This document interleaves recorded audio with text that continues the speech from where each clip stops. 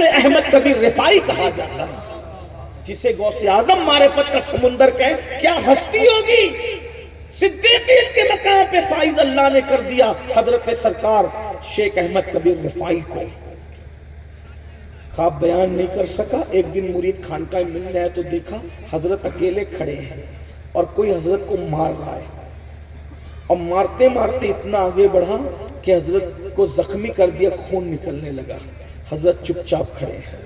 یہ اللہ والے ہیں، ذات کے لیے غصہ کرنا کتوں کا کام ہے، اللہ والوں کا کام ہے۔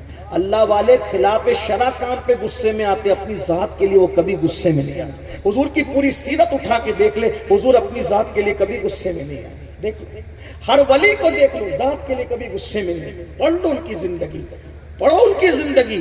ہم شریعت کے لیے غصے میں نہیں آتے، ہم ذات کے لیے غصے میں آتے۔ انسان تو کہاں رہ گئے ہم لوگ، آج تو ذات کے لیے لڑ رہے ہیں، برادری کے نام پہ، سلسلوں کے پتہ نہیں کس کس نام سے لڑتے ہیں، کیا کیا نام پہ لڑ، لا الہ الا اللہ۔ ذات کے لیے غصے میں نہ آیا کرو۔ شیخ احمد کبیر رفاعی کو کوئی مار رہا ہے، خونہ خون کر دیا ہے، زخمی کر دیا ہے۔ جب وہ مار پیٹ کے چلا گیا، وہ آیا اور آنے کے بعد مرید نے کہا سرکار یہ کیا حال بنا رکھا ہے؟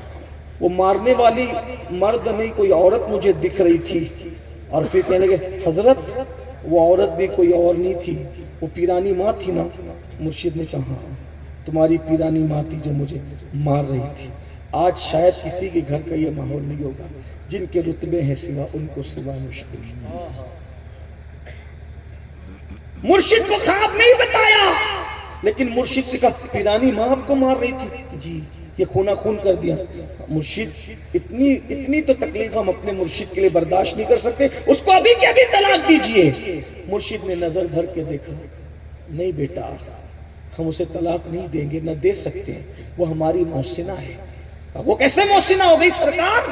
تو بیٹا جو خواب میں تو نے دیکھا نا کہ اللہ نے مجھے مقام صدیقیت عطا کیا، وہ نفل نماز روزوں سے نہیں ملا، یہ مجھے صدمے دیتی ہے، میں اس پہ صبر کرتا ہوں، اللہ نے اس کی برکت سے مجھے مقام صدیقیت عطا کیا۔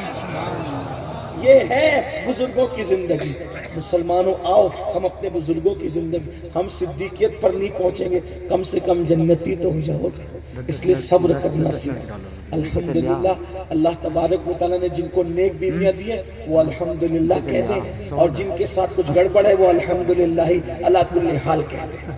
ایک آخری بات کہنے چلا تھا، لیکن آخری بات کہنے چلا تھا کہ ایک بات یاد آئی۔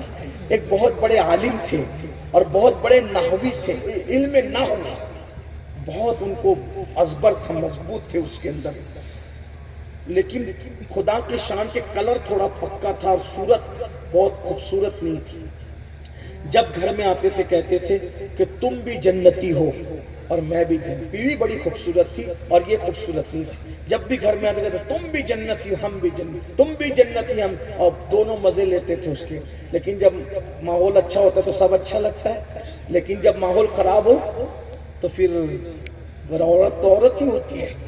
ایک دن زک ہو گئی میاں بیوی میں، اچھا ہر گھر میں ہوتی ہے، اگر کوئی بولے میرے گھر میں نہیں ہوتی تو میں نہیں مانوں گا، بالکل نہیں مانوں۔ وجہ حضرت سارہ نے جب حضرت ابراہیم علیہ السلام سے کچھ زبان بڑھ کر کے کہا، کیونکہ نبی کی ماں نبی کی بیوی ہے تو زیادہ میں کچھ کہہ نہیں سکتا، لیکن حدیث میں آیا کہ انہوں نے زبان درازی کی فرمائی، منہ چلایا، تو حضرت ابراہیم نے کہا اللہ یہ سارا میرے ساتھ منہ چلاتی، اللہ نے میں نے ٹیڑھی پسلی سے بنایا ہے، سیدھا مت کرنا، میں نے ٹیڑھا بنایا۔ دیکھا حالانکہ وہ سب شان والے لوگ ہیں، ان کی جوتیوں پر ہمارے ماں باپ ہماری عزت، لیکن یہ ہمارے لیے صبر کی بات ہے۔